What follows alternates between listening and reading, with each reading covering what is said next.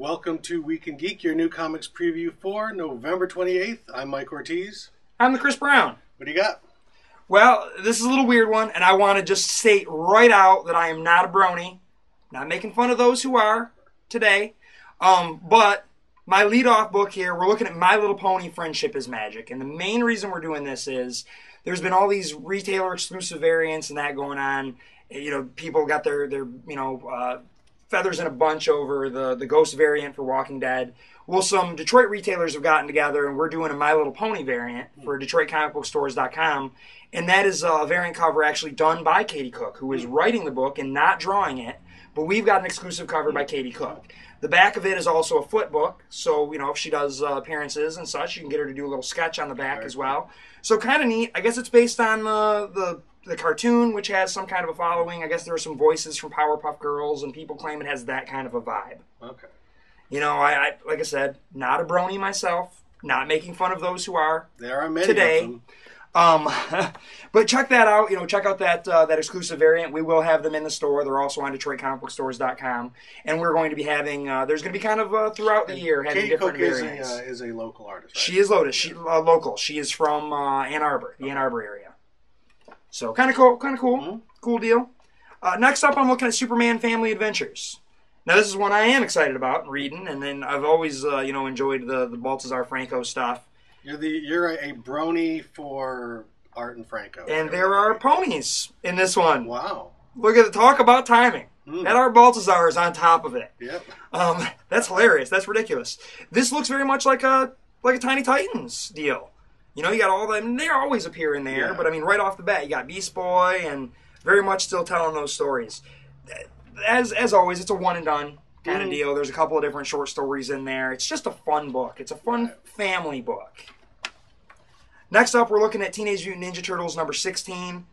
This has been a pretty solid book. It's definitely a different take on the Ninja Turtles. But that's okay. You know, but for a while there, I was so steadfast in what I needed the Turtles to be. But the Turtles were never one thing anyway. Right. You know, they started out as the comic, but the cartoon takes a quick U-turn anyway. Quite a bit. On what the comic was. So there have always been just different approaches to Turtles, and this is sort of a new approach. It's not like the cartoon that's on right now, which is also very good. And who are they fighting here? Looks like a new villain. We got Krang in here. Krang's been introduced and been kind of cool. So, yeah, Ninja Turtles. Then I'm looking at Gambit number 6. I'm still enjoying this book. I've slowly gotten caught up. Now I'm only an issue or two behind. I got caught up basically to the last issue. I've read through 4. Haven't read the 5 yet. It's constantly, because I think these came out like 2 weeks apart.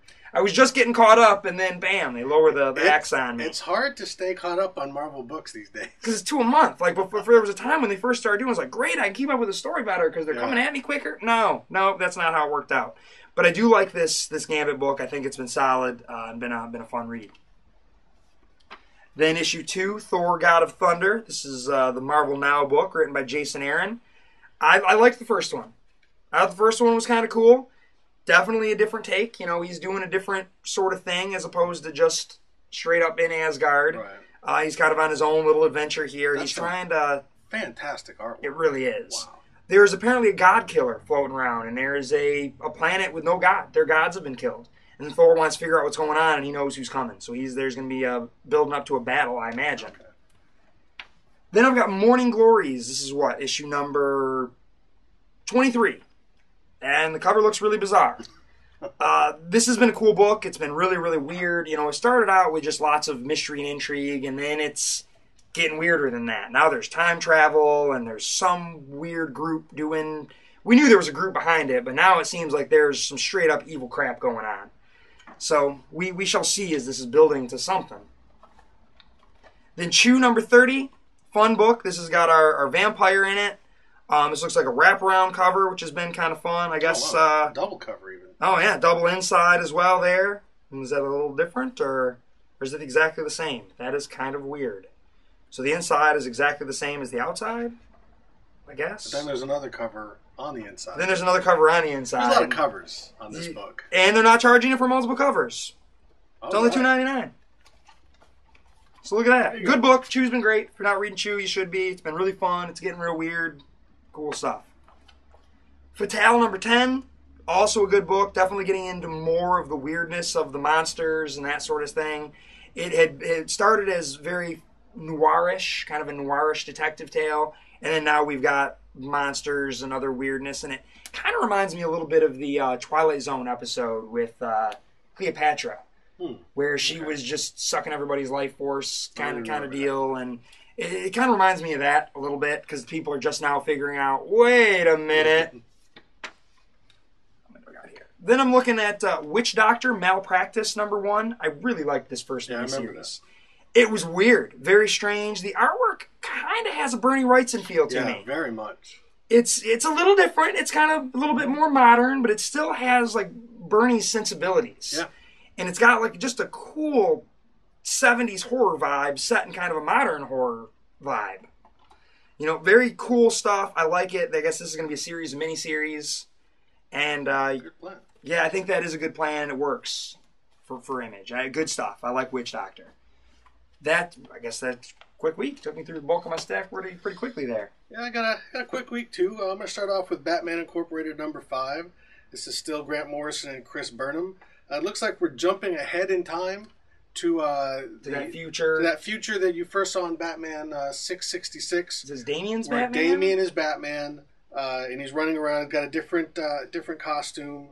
It looks like things are going crazy in Gotham. Don't really know much more than that. Again, this is that jump ahead into the future.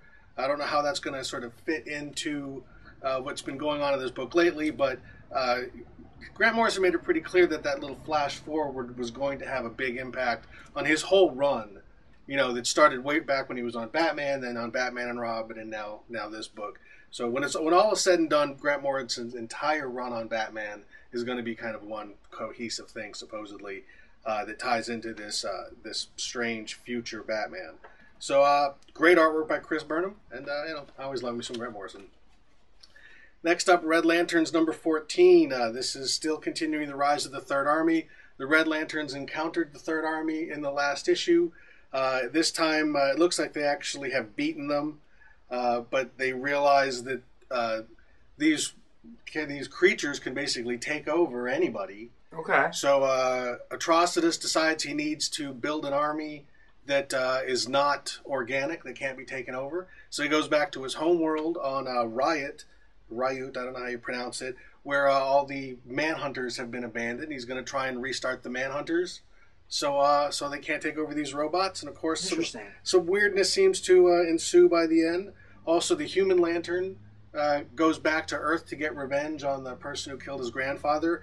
And I don't know if you remember a few issues back, Dexstar, the Cat Lantern, got punched in the face by Midnighter.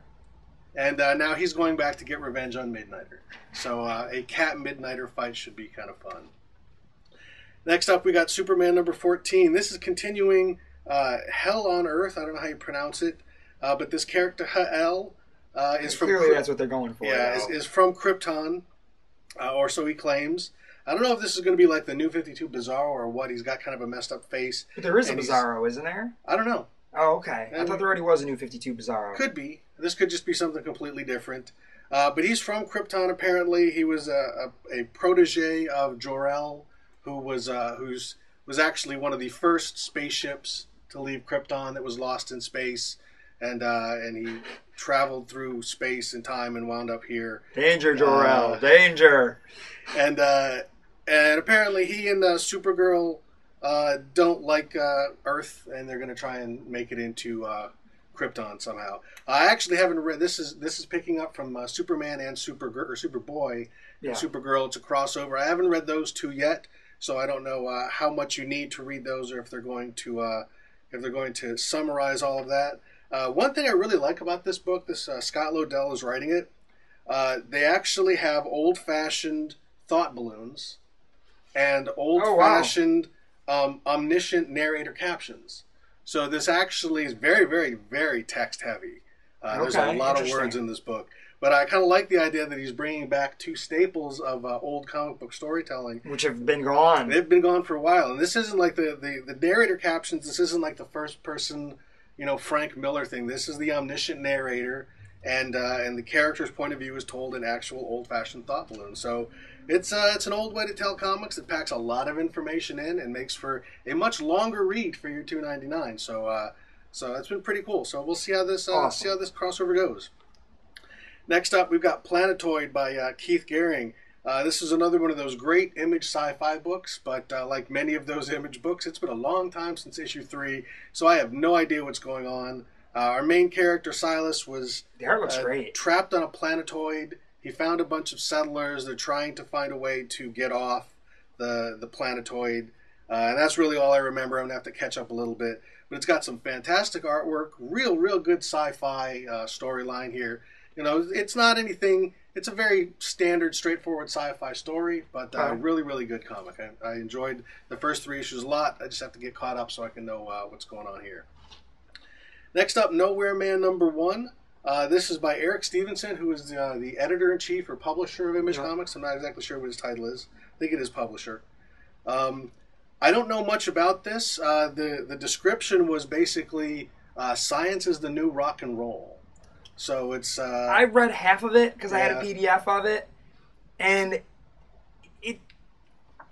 Eric Stevenson maybe should have let Jonathan Hickman write it. I had a feeling it felt a little like Manhattan Project. It's a little Hickman-esque. It feels like a few things I've read before. I couldn't really put my finger on exactly where it was going. Interesting. It didn't blow me away, but I also didn't read the whole thing. I only read half of it, and something came up, and I never got back to the rest of it. But I'll give it a try. It's another Image #1, and one of the funny things is I pretty much committed to buy this book because I thought the cover looked fantastic. The cover that actually shipped, which is here, looks nothing like the solicitation cover, which you see in the graphic here. I actually like the solicitation cover much better. I don't know why they switched it, but who knows? And you know, it still got my attention, and actually some really nice artwork on this book too. Yeah. So we'll give it a shot. See what they got. Next up, Uncanny Avengers #2. This is the merged X-Men and Avengers teams. They're taking on the Red Skull. Great cover. Yeah, fantastic cover. And this time it actually does match the graphic. We've got some great artwork by what's his name, John Cassaday. The first issue was good. Yeah, I liked it. The first issue of these Marvel Nows have really... They've just been very introductory. Yes. They're very different than the New 52 stuff, which I think was really trying to grab you out of the gate. These really do just read like kind of the next story in the series. Right. So this really picks up where the other stuff left off. A lot of people have complained about that they're not really wowing them and that they just seem like a continuation of the story, but I think that's kind of the plan. Right. This was not a reboot. This was not a restart. This is just a #1 and a new story with a new direction. Right. It was like a soft reboot. But... Yeah.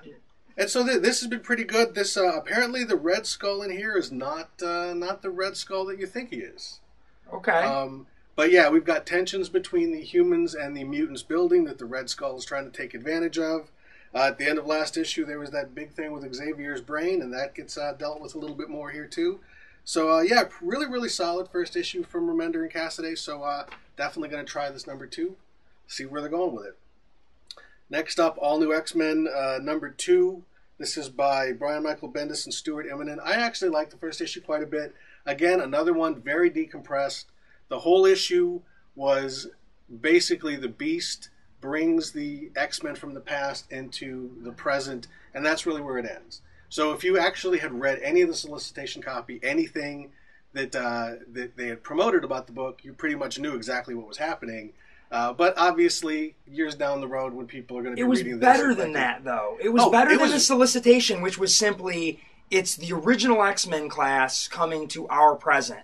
It's better than that. Oh, it was really good. It was really good. Bendis is a great writer. It was very character-driven. You understand the motivations of why the Beast would do this. And think Days of Future Past. When someone comes back and says, our future is screwed, we need you, now start in our present and go back to the past and say, your future, our present is screwed. Now we're coming from a different angle, though. And that's what I think is a really interesting approach to it. I loved it. I really liked it. And I know a lot of people have kind of, well, we've seen this before. It's like, well, this actually is we very haven't different. seen this very before. Interesting way. In this issue, the old team is now in the present. They're interacting with their future selves, except for Scott, which they're trying to do. Well, they even make a comment in here about things must be dire if Hank McCoy's willing to threaten the entire space-time continuum by doing this.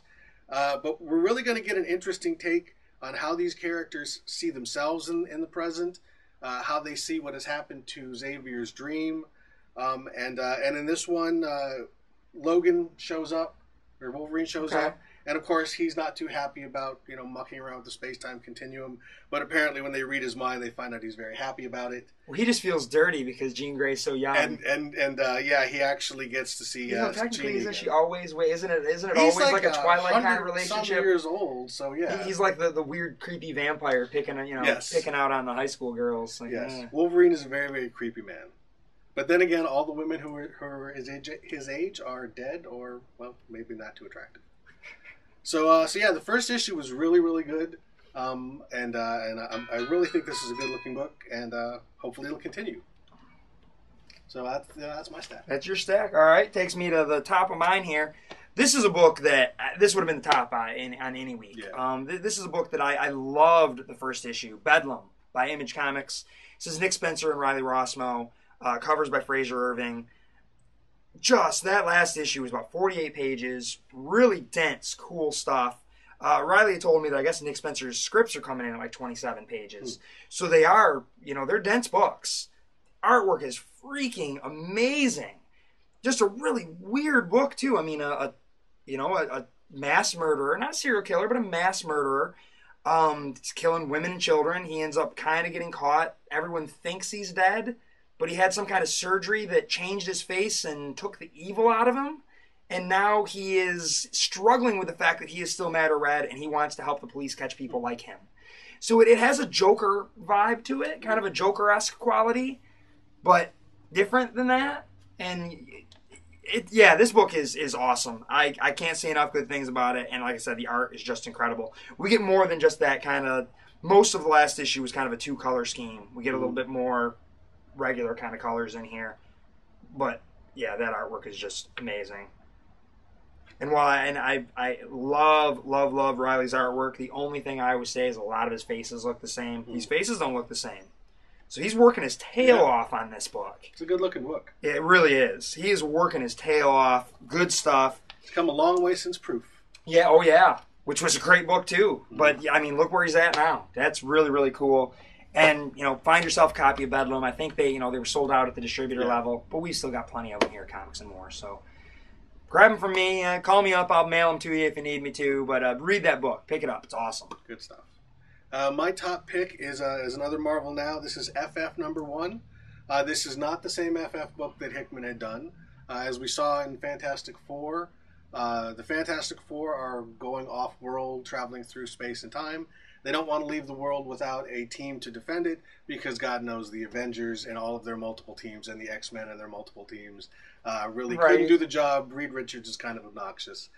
So he's putting together a new Fantastic Four to fill in for them while they're gone. So we've got Ant-Man, Medusa, She-Hulk, and then someone who I don't really know who this is. She's wearing a Thing costume.